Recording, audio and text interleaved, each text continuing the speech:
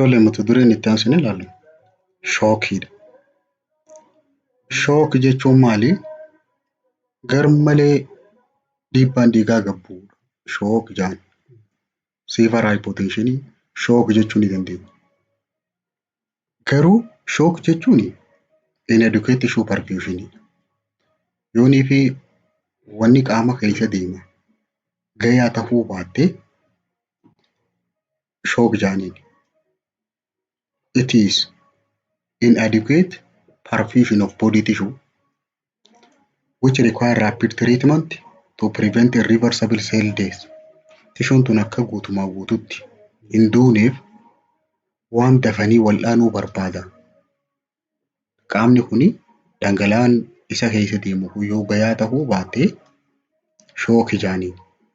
Shook jechuun gabaabatti inadequate tissue perfusion.